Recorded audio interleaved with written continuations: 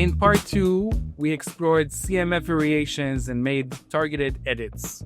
In this part, I'll teach you how to visualize your sketch from multiple angles and also how to convert it into a 3D model. My name is Alon. I'm going to use Weave AI.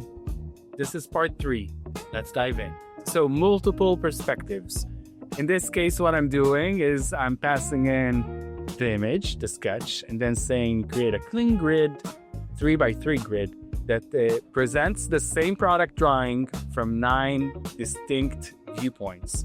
So in this case, if you want to examine your sketch from various perspectives, you could pass in your sketch, including this prompt, and again, getting very interesting results of that product from various perspectives, zooms, just in order for you to keep on developing your designs.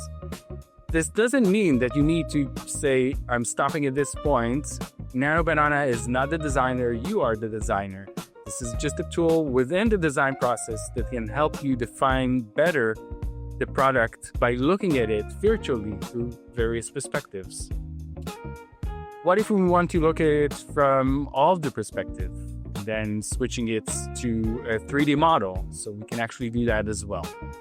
So over here, I created a way to examine that product, and we can either pass it your sketch or an image to final render through various 3D models. So what I'm doing over here is passing in the image and then connecting an image describer. This would take the image, the input image, and basically describe it as a prompt, which is great because then you can use it in order to pass it into a 3D model node. So in this case, it described my image as the car feature a futuristic, aerodynamic design. By passing in the describer as a prompt, so I'm connecting it as a prompt, and the image to, and I have a few different various 3D image nodes over here. So we have Sam 3D, which is the 3D model by Meta.